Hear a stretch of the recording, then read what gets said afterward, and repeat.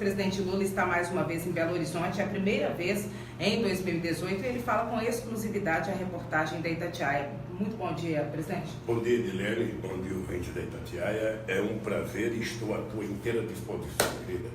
Bom dia, ouvinte da Itatiaia. Bom dia. Qual é a agenda do senhor? Vamos começar pela agenda. O que o senhor faz em Belo Horizonte? A princípio, o senhor viria no início de fevereiro, um evento que foi divulgado como lançamento da pré-candidatura do senhor aqui em Minas Gerais. Agora o senhor vem para um evento, tem uma agenda durante o dia, mas à noite tem o ato pelos 38 anos do partido. Mudou a natureza desse evento? Qual que é o motivo real da vinda do senhor? Não, veja, o motivo real da vinda é esse ato do PT à noite, que a semana passada era um pré-lançamento, cumprindo uma decisão tirada pela Executiva Nacional do PT, mas eu aproveitei a minha vinda, vou visitar um acampamento dos Sem Terras aqui na região metropolitana. Depois eu vou a Betim visitar a colônia de Roceniano Santa Isabel. Vou dar um abraço nos companheiros. E à tarde eu fico aqui em Belo Horizonte à disposição, depois do almoço, do Pimentel, porque se ele quiser alguma reunião especial ou alguma coisa, eu estou à disposição. Mas eu pretendo ir embora para São Paulo hoje ainda à noite, tá bom? No máximo amanhã de manhã. Mas é isso a agenda. Eu acho que nós temos assuntos para discutir em Minas Gerais. Acho que o Pimentel e todos os governadores do Brasil estão sofrendo uma pressão muito grande porque há um arroxo no orçamento de cada estado, ou seja, você fazer o acerto de conta não é uma coisa fácil, você pagar salário não é uma coisa fácil, no momento em que está todo mundo com a corda no pescoço, prefeituras e governo do estado. E o Pimentel, eu acho que está saindo melhor do que a encomenda. Eu acho que ele está indo bem.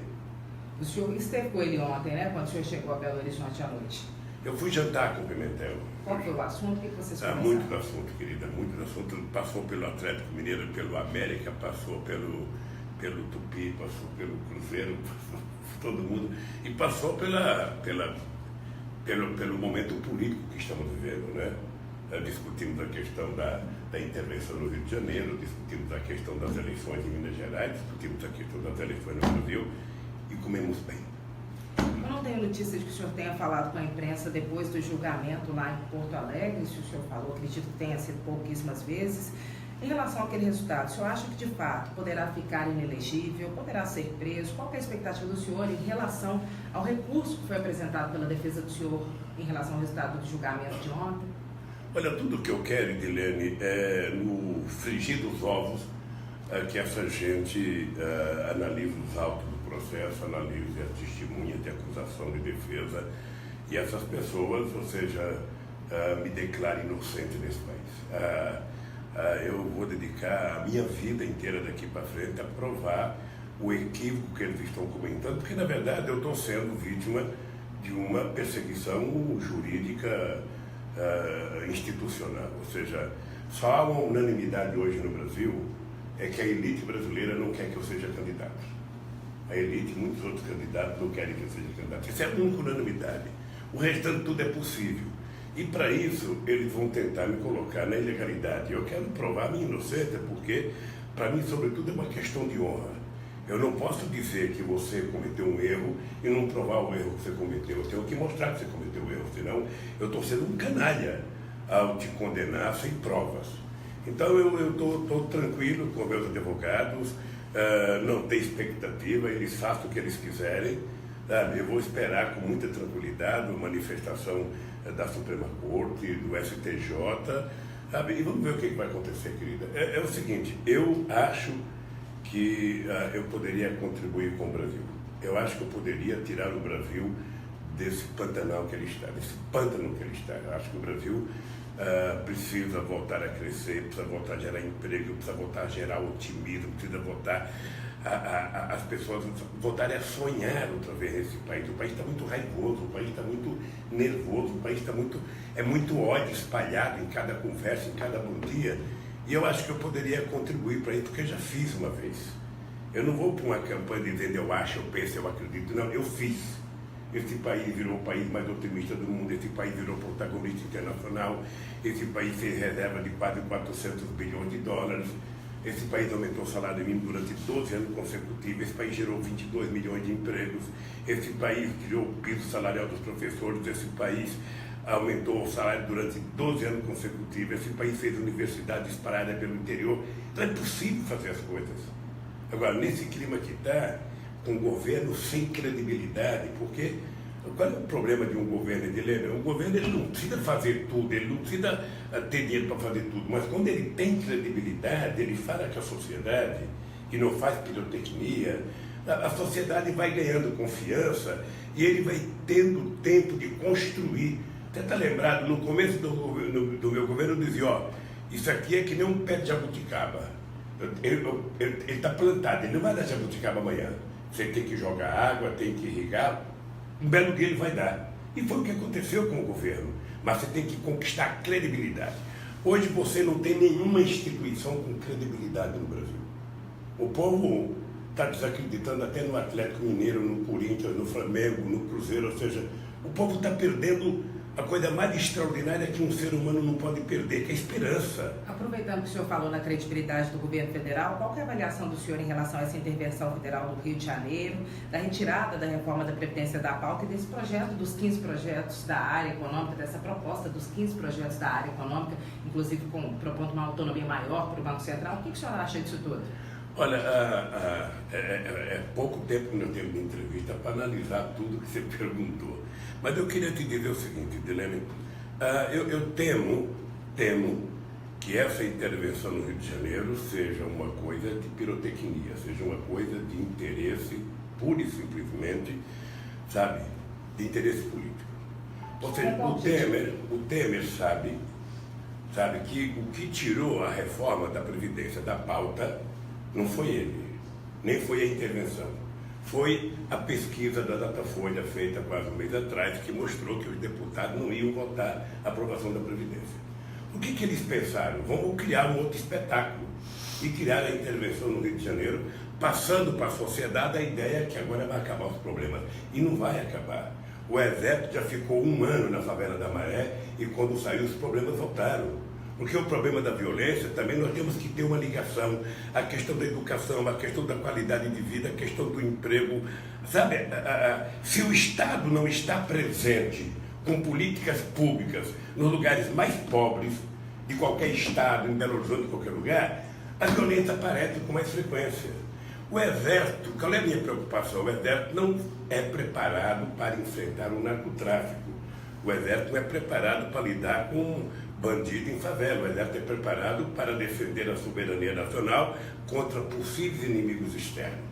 Você colocar o Exército com a tarefa dela, sem preparado, sabe? O que pode acontecer é que depois do espetáculo o resultado seja negativo. Sabe? Por quê? Porque nós já vimos, você está lembrado quando se criou o PP no Rio de Janeiro? Você está lembrado do sucesso? Você está lembrado a festa? Você está lembrado da divulgação? Parecia que tudo estava resolvido com as UPPs. O que deu as UPPs? Ninguém nem explica por que ela falhou. Ninguém nem explica por que ela não deu certo. Outro dia eu fui no estado, o governador falou, não, porque aqui no meu estado tem a polícia de quarteirão. Eu tenho uma perua, sabe, que está andando e tem 2 motos atrás, acabou com a violência. Agora é um dos estados mais violentos. Cadê? Então, é preciso que a gente tenha clareza que mais ou menos violenta está ligado à capacidade de desenvolvimento do Estado. E o Estado do Rio está muito empobrecido. Ele é a grande vítima desse país, da crise, é o Rio de Janeiro. Porque a indústria naval foi desmontada, porque a Petrobras, sabe, teve um baque muito grande com a Operação Lava Jato, porque a indústria de óleo e gás teve muito prejuízo, porque o Estado diminuiu muito a arrecadação, porque polícia não recebe salário, porque servidor não recebe salário, porque professor não recebe salário, e porque tem milhões de desempregados. E tem a ver também com corrupção policial e política? Pode ter, velho. Nós todo dia ouvimos falar que a polícia não está preparada. Então, obviamente que ninguém pode ser contra, sabe, uma tomada de posição emergencial para tentar diminuir a violência no Rio de Janeiro. Mas é preciso que a coisa não seja feita de forma estabanada, pensando apenas em política. Eu acho, se você quer saber o que eu penso de verdade, eu acho que o Temer está encontrando um jeito de ser candidato a presidente da República. E acho que ele achou que a segurança pública pode ser uma coisa muito importante para ele pegar um nicho de eleitores do Bolsonaro. Tá? como é só previsão e é uma tese minha, vamos ver o que vai acontecer. Ou seja, um homem que só tem 3% de voto. Sabe? Todo mundo sabe que se tiver eleição e eu participar, eu posso ganhar no primeiro turno, se não ganhar, vou para o segundo turno. Então o que eles dizem? Bom, se o Lula disputar, só tem uma vaga para todos os outros. Se ele não disputar, tem duas. Então vamos tirar o Lula do jogo, tem duas vagas. Ora, todo mundo é um caminhão de melancia. Um tem 4, outro tem 5, outro tem 6, outro tem 7. Ou seja, então fica tudo mais ou menos igual, todo mundo acha que tem chance. Então eu acho que o Temer está fazendo uma aposta. E a gente não pode levar em conta de que ele tirou da pauta uma coisa que a sociedade era contra e colocou na pauta uma coisa que a sociedade é favorável, que é o combate à violência, à criminalidade. A minha única preocupação é que, ao você anunciar, você tem que sentar e apresentar um plano estratégico de enfrentar a segurança. Por quê? A Marinha sabe que se quiser diminuir o contrabando de armas e o narcotráfico, ela tem que ter uma estrutura para poder controlar 8.000 quilômetros de fronteira marítima. O Exército sabe que se quiser controlar, tem que ter uma estrutura para você combater, sabe, o narcotráfico em 16.000 quilômetros de fronteira seca. E aonde está a Polícia Federal? Está em Belo Horizonte? Ela está no Rio de Janeiro? Por que ela não está na nossa fronteira? Então, essas coisas é que nós temos que discutir claramente para que a gente apresente à sociedade um plano definitivo. Só lembrar, Edilene, que o México colocou o Exército e as Forças Armadas para tentar combater o narcotráfico na fronteira com os Estados Unidos, e o que aconteceu foi que muita gente das Forças Armadas se meteu com o narcotráfico. Então isso me preocupa e eu acho que é um problema de soberania nacional. As nossas Forças Armadas não foram preparadas para isso. Não se prepararam, não treinaram para isso. Então, eu tenho uma preocupação, embora eu saiba que esse é um tema que mexe com os milhões de brasileiros, sobretudo com os mais pobres. Aproveitar que mais uma vez o senhor falou no cenário eleitoral, o PT fala que não tem um plano B. Mas a estratégia é, caso o senhor seja impedido lá na frente de disputar, é que o senhor cultive os votos que tem até o final e se houver uma substituição, o candidato do partido tem reais condições de vencer, levando os votos do senhor? Eu não estou discutindo plano A, nem plano B, nem plano C. Veja, o partido me lançou pré-candidato. Os meus adversários não querem que eu seja candidato. Aí são quase todos os partidos. Me parece que a justiça está querendo cumprir esse papel que a elite brasileira econômica e que os políticos querem que o Lula não seja candidato. Ele tem que te afastar. Afinal de contas, nós tiramos a Dilma com um golpe para deixar esse baixinho voltar? Não, não vamos deixar, vamos tentar puni-lo. Então eu estou nessa briga. Ora, eu não posso ficar dizendo que tem plano B, porque eu nem superei ainda o plano A. Eu tenho que primeiro ver o que vai acontecer para me dizer ao partido, olha, nós temos que ir por esse caminho, por outro caminho.